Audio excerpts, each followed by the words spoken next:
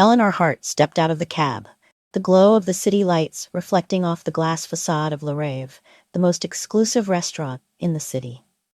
She took a deep breath, smoothing down the elegant navy dress she had carefully chosen for the evening. Tonight was important. Tonight was supposed to be a step toward finally being accepted by her husband's family. Her heels clicked against the marble entryway as she approached the host's podium. A maitre d' in a crisp black suit barely glanced at her before offering a polite yet indifferent smile. "Good evening, madam. How may I assist you?" "Yes, I should have a reservation under Hart. I'm meeting my husband's family for dinner." The maitre d' scanned the list before shaking his head. "I'm sorry, madam, but there is no reservation under that name." Eleanor's heart skipped a beat. "That can't be right," she said, forcing a polite smile. "My husband's family should already be here. Could you check under Lancaster?" He glanced down again, then nodded. "Yes, there is a reservation for 6 under Victoria Lancaster." Eleanor exhaled in relief until the maitre d' spoke again. "Unfortunately, I don't see your name listed as part of the reservation." A slow chill crept up Eleanor's spine. Before she could respond, a sharp, familiar voice sliced through the air. "Oh, Eleanor." She turned toward the voice and saw Victoria Lancaster, her mother-in-law, standing just a few feet away, her emerald green gown draping elegantly over her statuesque frame. A diamond bracelet sparkled on her wrist, a subtle but pointed reminder of her wealth and status. Behind her, seated at a lavishly set table, were Eleanor's husband, Nathan, and his sisters, Olivia and Catherine. They whispered to each other, smirking. Nathan sat stiffly, gripping his fork. He didn't look at Eleanor. Eleanor's pulse quickened. "Victoria, "Oh, sweetheart," Victoria cooed, her voice laced with mock sympathy. "Did you really think I'd include you in tonight's dinner?" Eleanor's stomach twisted, but she refused to let it show. She straightened her shoulders, her expression calm. "I don't understand." Victoria's smile widened, enjoying the scene. "This is a family dinner, dear, and while I admire your persistence, I didn't think you'd actually show up." She laughed softly, shaking her head. "A place like this is a bit out of your league, don't you think? Perhaps a nice little bistro would be more your speed." Olivia giggled behind her wine glass. Catherine smirked. "Nathan?" He just sat there. Eleanor inhaled slowly, steadying herself. She could feel the weight of curious eyes around the restaurant. This was a game to Victoria, a public humiliation designed to remind her, Eleanor, the woman from a middle-class background, that she would never truly belong in their world. But something inside Eleanor clicked. Instead of retreating, she smiled. A slow, deliberate smile that made Victoria's eyes narrow.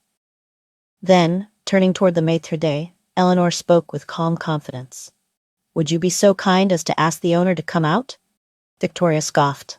"Oh, please. Do you honestly think the owner of this establishment is going to come out here just because you asked?" Eleanor met her gaze evenly.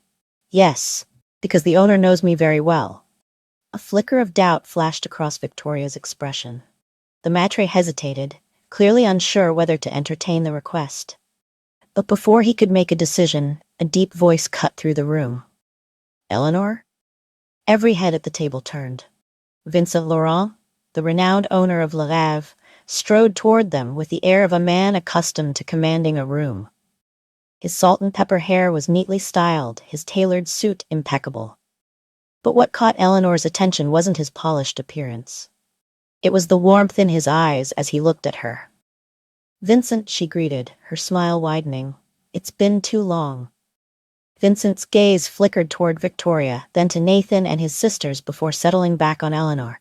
"What brings you here tonight?" Eleanor gestured lightly toward the table. "Apparently I wasn't included in the reservation. A bit of an oversight, wouldn't you say?" Vincent's sharp eyes darkened slightly before he schooled his expression into a polite smile. "That won't do at all." Victoria scoffed, crossing her arms. "This is a private dining establishment. You don't just walk in and expect a table." Vincent's expression remained unreadable. "You're absolutely right, Mrs. Lancaster. This restaurant does not accept last-minute walk-ins." A flicker of doubt passed through Eleanor. Was he about to turn her away? But then Vincent turned toward the maitre. "But Eleanor is not a walk-in. She is family." The table fell into stunned silence. Olivia's glass nearly slipped from her fingers. Catherine's eyes darted between Eleanor and Vincent in shock. "Nathan?" His grip on his silverware tightened, but he said nothing. Victoria, however, was not one to back down easily. She let out a sharp laugh. Family? You must be mistaken. Eleanor is my son's wife. She has no connections to— Actually, Eleanor interrupted smoothly, Vincent and I go way back. Victoria narrowed her eyes. How? Eleanor leaned forward slightly, her voice just loud enough for those nearby to overhear. Before I married Nathan, I worked in fine dining, and Vincent, he was my mentor. A hush fell over the restaurant. Vincent nodded, his voice calm but firm. Eleanor wasn't just an employee. She trained under me when she was fresh out of culinary school. I personally taught her everything she knows about hospitality and high-end service. Victoria's jaw tightened. This was not going the way she had planned. Eleanor turned to the maitre d'. I assume Vincent's word is good enough to find me a seat? The maitre immediately straightened. Of course, Miss Hart. I'll have the staff prepare a table right away. Victoria's face turned an alarming shade of red. This is ridiculous, she hissed under her breath. You're telling me she gets special treatment just because she used to work for you? Vincent chuckled. No, Mrs. Lancaster. She gets special treatment because she earned it. A waiter hurried over, setting a place at their table, right next to Nathan. Eleanor raised a brow. Oh, look at that. Seems there's plenty of room after all. Victoria's fingers curled into fists beneath the tablecloth, her composure finally slipping. Eleanor leaned in slightly, lowering her voice just for Victoria. What's absurd is that you thought you could humiliate me and get away with it. Victoria's nostrils flared. You're being dramatic. Eleanor shrugged. I'm just enjoying dinner with my family. Isn't that what you wanted? Before Victoria could respond, Vincent patted Eleanor's shoulder. I'll have the chef send over something special for you. Victoria nearly choked on her wine. Something special? Vincent smiled. On the house, of course. Eleanor picked up her fork, slicing into the exquisite dish that had been placed before her. She took a slow, deliberate bite, savoring both the flavor and the thick, tense silence surrounding the table. Victoria had played her game, and she had lost, and the night had only just begun. As the evening unfolded, a thick tension settled over the table. Victoria stirred her wine with a measured grace. Her lips pressed into a thin smile, but the sharpness in her gaze betrayed her true feelings. The unexpected turn of events had rattled her, yet she was too polished to let it show. Nathan cleared his throat. Eleanor, I didn't know you worked with Vincent before. Eleanor took a sip of her wine, savoring the moment. There are a lot of things you don't know about me, Nathan. Victoria's grip on her fork tightened. How charming, she murmured. A past in hospitality. I suppose that explains why you seem so comfortable among the staff. Eleanor didn't flinch. It's called experience, Victoria. Some of us have had to earn our place instead of being born into it. A silence stretched between them, charged and electric. Olivia and Catherine exchanged wary glances, unsure whether to intervene. Nathan, ever the coward, merely sipped his drink. Vincent returned, personally delivering Eleanor's dish, a subtle statement that did not go unnoticed. A special dish just for you, he said warmly. Enjoy. Eleanor smiled. Thank you, Vincent. Victoria's nails dug into the linen tablecloth. Tell me, Eleanor, she said, voice deceptively sweet. Now that we all know you have such a strong background in the service industry, do you ever miss it? Eleanor lifted her gaze, meeting Victoria's with unwavering confidence. Not particularly, but I do miss the integrity that comes with working among people who earn their success.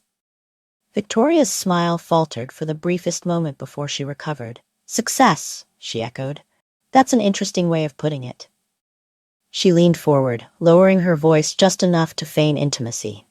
Because, dear, it seems to me that your success, your lifestyle, is rather dependent on my son, isn't it? A small gasp escaped from Olivia. Catherine coughed into her napkin. Nathan visibly tensed, but predictably said nothing. Eleanor set her glass down with deliberate ease. That's adorable, Victoria. You think Nathan supports me? Victoria's smirk deepened. Of course, dear. You wouldn't be sitting at this table otherwise. Eleanor chuckled, a soft sound that sent a chill down Victoria's spine. Oh, Victoria, she mused. You really should be more careful about assumptions. She leaned forward slightly, tilting her head. You see, Nathan doesn't support me. Silence fell over the table. Even the restaurant seemed to still.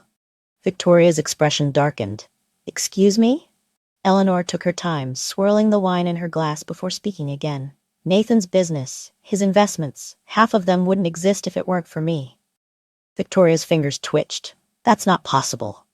Eleanor shrugged. "Believe what you want, but the reality is, when Nathan wanted to start investing, he didn't have the capital." She took another sip of wine. "I did." Nathan finally spoke, his voice hoarse. "Eleanor, maybe we should." Eleanor held up a hand, silencing him. "No, Nathan, you don't get to maybe we should me right now." Victoria's face had gone pale, but her voice remained steady. "You're lying." Eleanor pulled her phone from her clutch and, with a few taps, slid it across the table. "Go ahead. Check the financial records. Look at the initial funding. Every single document has my name on it." Nathan swallowed hard, but said nothing. Catherine, looking thoroughly entertained now, peeked over Victoria's shoulder at the screen. Olivia's lips parted slightly, then quickly shut as she exchanged a look with Nathan. Victoria inhaled sharply, composure slipping for the first time. "So what?" she snapped. "You married my son. That money belongs to both of you." Eleanor tilted her head, amused. "Oh, Victoria," she said softly. "You really should read contracts more carefully." Victoria narrowed her eyes. "What are you talking about?" Eleanor smiled, slow and deliberate. "Nathan didn't read them either." Nathan flinched. Eleanor leaned back, crossing her legs. "You see, I never transferred ownership over to him. He just assumed I did." She lifted her glass in a mock toast. "And that assumption is about to cost him everything." Victoria's face twisted in fury. "You manipulative little..." Eleanor raised a brow. "Careful, Victoria. We're in public." Nathan finally found his voice. "Eleanor, let's just..." She stood, adjusting her dress. "I think I'm done here." Victoria's nostrils flared. "You can't just..." Eleanor turned to Vincent, who had been watching from a distance with subtle amusement. "Vincent, it was lovely seeing you." Vincent smiled. "The pleasure was all mine." Eleanor then turned to Nathan. "Are you coming?" Nathan hesitated, looking between his mother and his wife. And in that moment, Eleanor knew exactly what he was going to do. Because Nathan had never chosen her before. And he wasn't about to start now. Victoria smiled, triumphant. And Eleanor? She smiled too. Because what Victoria didn't know was that Eleanor had already made her choice as well. As she walked out of the restaurant, the night air cool against her skin, Eleanor reached into her bag, pulling out her phone. She typed a single message. "We're moving forward. Initiate the process first thing tomorrow." A moment later, a reply came. "Understood. You'll have the first draft of the divorce settlement by noon." Eleanor inhaled deeply, exhaling slowly as she stared at the message. The word divorce didn't scare her. What scared her was how long she had ignored the truth, that Nathan had never been on her side, that she had been alone in this marriage for far too long. But not anymore. Tonight had been the final push she needed, and Victoria Lancaster had no idea just how thoroughly Eleanor was about to upend the world she had worked so hard to control.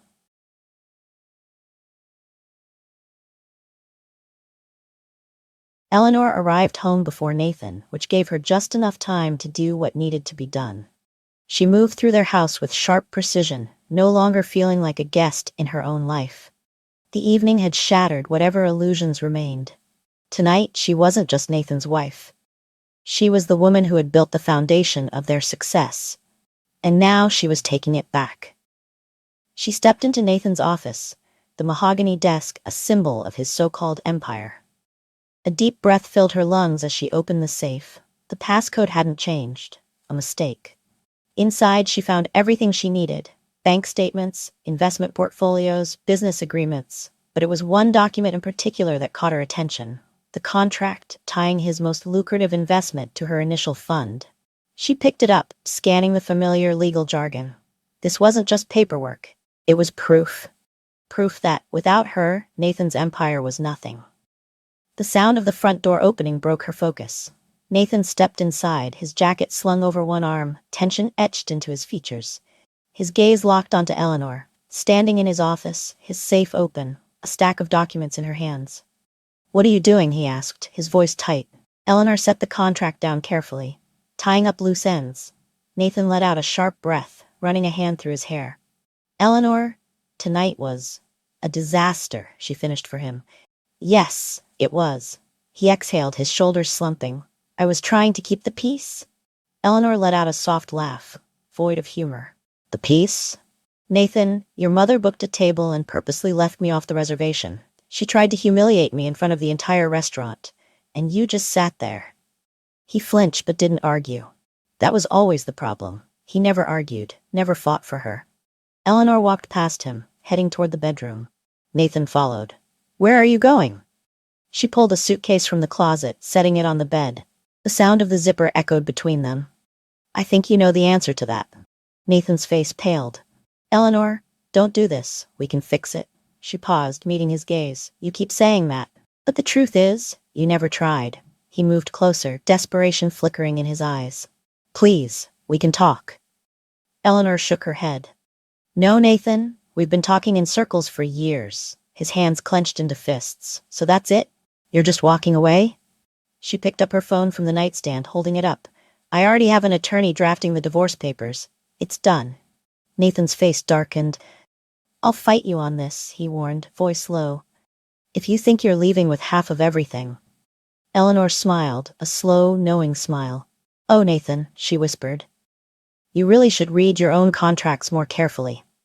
Confusion flickered across his face. What the hell does that mean? She took a step closer. It means you wouldn't even have half of what you own if it weren't for me. He swallowed hard. That's not true. She reached for the contract on the desk, flipping to the section that mattered. Your biggest investment? The one that launched your firm? She tapped the paper. It was built on my money. Nathan shook his head. No, You just assumed it was yours, Eleanor interrupted smoothly. Because you never actually read the contracts, did you? Nathan's expression twisted into something between panic and disbelief. Eleanor, please, let's not do this. She picked up her suitcase, stepping past him. It's already done. Nathan grabbed her wrist, not hard, but enough to stop her. Wait, where are you even going? Eleanor met his gaze. The penthouse, his brow furrowed. What penthouse? A soft chuckle escaped her lips. Oh, Nathan, she tilted her head. The one you think you own. Nathan's face drained of color. That's mine. Eleanor pulled out her phone, scrolling through emails before holding the screen up for him to see. Had my lawyer review the ownership documents this afternoon. It was never yours, Nathan. It was mine from the start. Nathan staggered back, gripping the edge of the desk. You wouldn't. Eleanor arched a brow. I already did. His voice dropped. You think you can just take everything? She shrugged. I'm not taking anything. I already own it. Nathan stared at her, realization dawning in his eyes. He had never truly seen her before this moment, and now it was too late. Eleanor stepped past him, suitcase in hand. Goodbye, Nathan. She walked out of the house without looking back. A month later, she sat in the penthouse, a glass of champagne in hand. Across from her, her attorney slid a final document across the table. It's official. You're free. Eleanor exhaled, running her fingers over the divorce papers. Free. Her phone buzzed. Nathan, can we talk? Eleanor smirked, setting the champagne down before typing back. About what? A pause, then another message. I don't know what to do. Eleanor inhaled slowly. For years she had waited for him to fight for her, to be the man she thought she had married, but now she saw him for what he was. Weak, and the irony? Now he needed her more than ever. But she didn't need him at all. She typed one last message. That's not my problem anymore.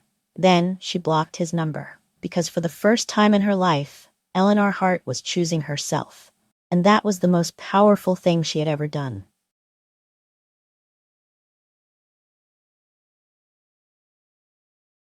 Eleanor stood by the floor-to-ceiling windows of her penthouse, watching the city lights shimmer below.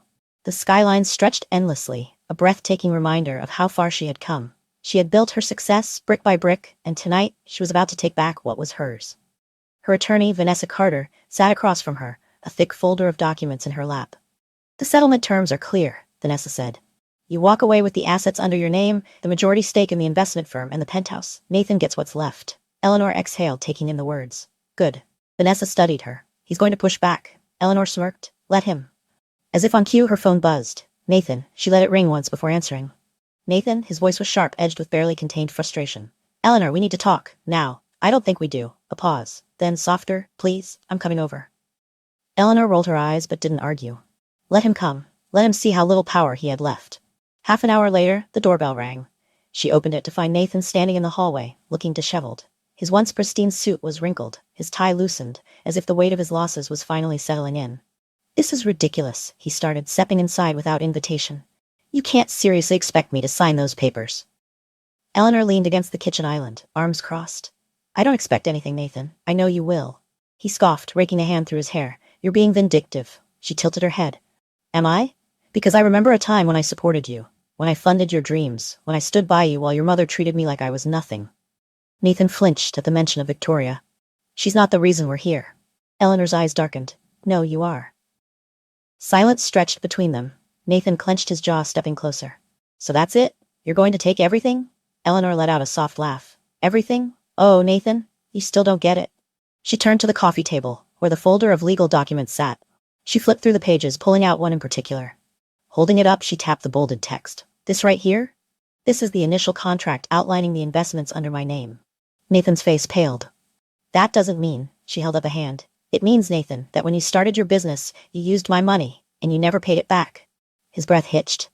"That was a partnership." "No, it was a loan," she corrected, her voice smooth. "A loan that I never transferred into joint ownership." Nathan's hands curled into fists. "I built that company." Eleanor arched a brow. "With my money." His jaw tightened. "You're making a mistake." She exhaled as if suddenly tired. "No, Nathan, the mistake was thinking you'd ever stand by me." Nathan's expression flickered with something close to regret, but Eleanor had no space left for pity. His voice dropped. "I don't want a war, Eleanor." She met his gaze evenly. "Then sign the papers." Nathan's lips parted as if to argue, but there was nothing left to say. Slowly, reluctantly, he reached for the pen. His hand shook slightly as he signed the first page, then the next. Eleanor watched, unblinking. When he reached the final signature line, he hesitated. "Are you sure this is what you want?" For the first time, a pang of something sharp twisted inside her. Once she had loved this man. Once she had believed in him. But love without respect was just an illusion. "Yes," she whispered. The pen scratched across the paper. And just like that, it was done. Nathan exhaled, setting the pen down. "I hope you're happy." Eleanor picked up the documents, stacking them neatly. "I will be." He turned to leave, but before he reached the door, he paused. "And what about us?" She smiled sadly. "There is no us." Nathan lingered for a moment, as if waiting for her to take it back. When she didn't, he nodded stiffly and walked out. The door clicked shut, and for the first time in years, Eleanor felt something she hadn't in a long time. Relief. She sank into the couch, staring at the documents in her hands. It was over. The marriage, the expectations, the constant battle to be enough for a man who never truly saw her. Her phone buzzed again. Victoria. Eleanor smirked, letting the call go to voicemail. Whatever Victoria had to say didn't matter anymore.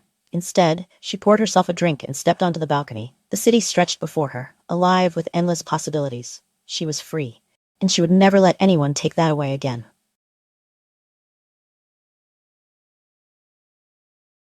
A week after signing the divorce papers, Eleanor walked into the offices of Lancaster Holdings, the empire Nathan had believed was his.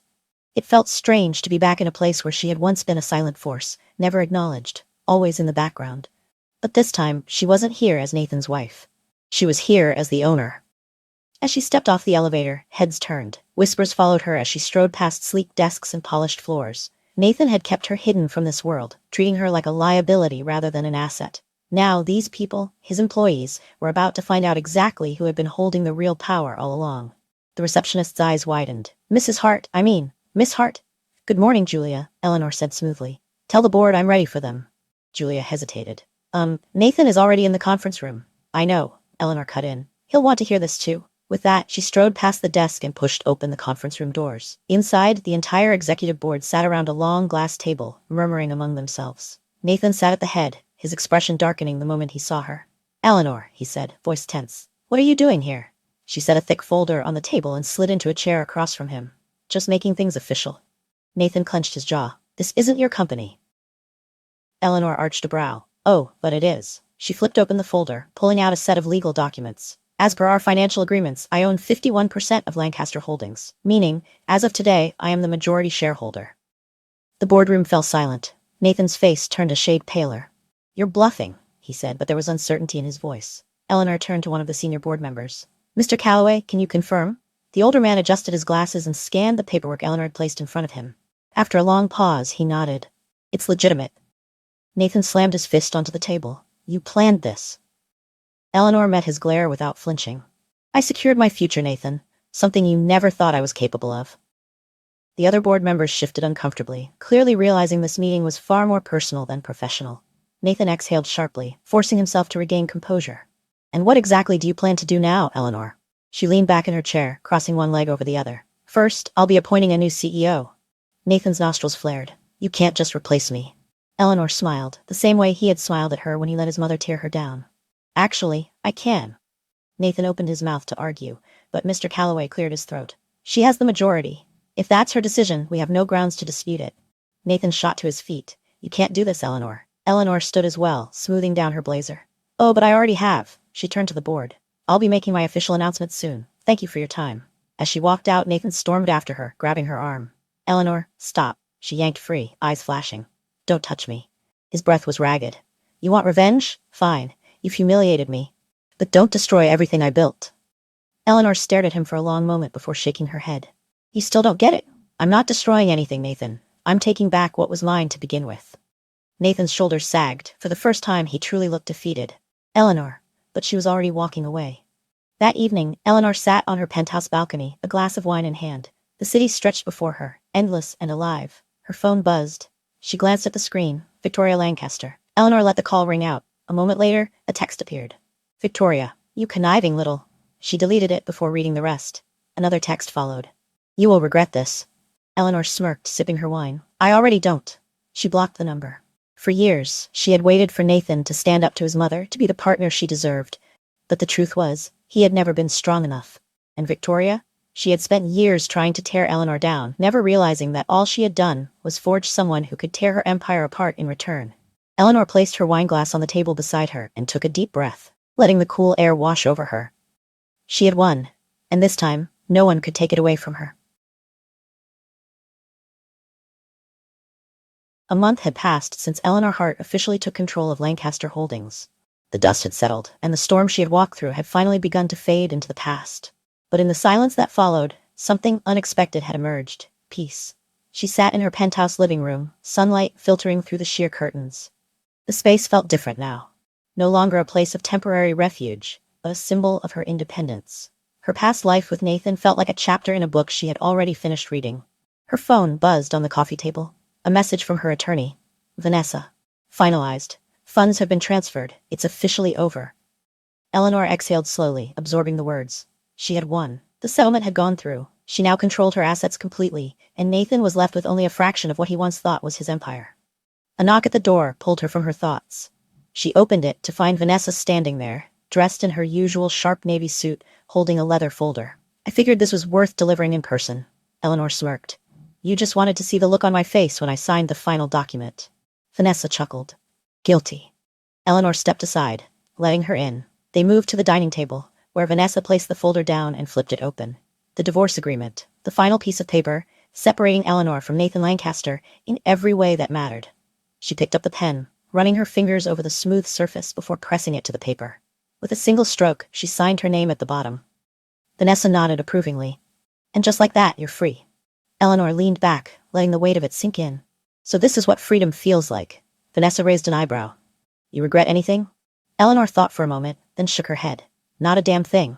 Vanessa smirked. Good, because your ex-husband and his mother have been making quite the mess behind the scenes. Eleanor's lips curled slightly. Let me guess, Victoria is scrambling? More than scrambling. Vanessa slid her phone across the table, a news article open on the screen. The headline read, Lancaster Holdings shaken. Major stakeholder shift leaves ex-CEO in ruins. Eleanor scanned the article, her expression unreadable. Nathan had been struggling to keep control of what was left of his empire, but without her backing, his investors had started to pull out. Victoria, true to form, had been working behind the scenes, calling in favors, trying to salvage what she could. But there was no saving a sinking ship when the foundation had already crumbled. She handed the phone back to Vanessa. Let them drown. Vanessa grinned. Remind me never to get on your bad side. Eleanor chuckled, pouring herself a glass of wine. I only fight back when necessary. Vanessa stood, gathering her things. Well, you fought back spectacularly. Enjoy your win, Eleanor. You earned it. After she left, Eleanor stood by the window, sipping her wine as the sun dipped below the skyline. The city stretched before her, a reminder of all the possibilities still ahead. Her phone buzzed again. Nathan. She hesitated for only a moment before answering. Nathan? There was a pause. Then, you really won, didn't you? She didn't gloat, didn't rub salt in the wound. Yes, his sigh was heavy, I don't know what to do now. Eleanor leaned against the window frame. That's not my problem anymore. A long silence stretched between them. Then Nathan's voice dropped almost a whisper. Did you ever love me? The question hit her unexpectedly. Once, she would have said yes without hesitation. But now, she swirled the wine in her glass, considering her answer. I did, she admitted, but love isn't enough when respect is missing. Nathan let out a quiet, bitter chuckle. I guess I never really saw you, did I? Eleanor closed her eyes for a brief moment. No, Nathan, you didn't. Another silence. Then softly, goodbye, Eleanor, she exhaled, steady and sure. Goodbye, Nathan. The call ended, and with it, the last thread tying her to that life was finally severed. She set the phone down and picked up her glass, walking back onto the balcony. The city pulsed below, vibrant and full of life. For the first time in years, Eleanor felt truly untethered, no longer defined by her marriage, her past, or the expectations of people who had never believed in her. She had carved out her own path. She had taken back her power. And as she stood there, the cool evening breeze brushing against her skin, she smiled. Because the future was entirely hers now.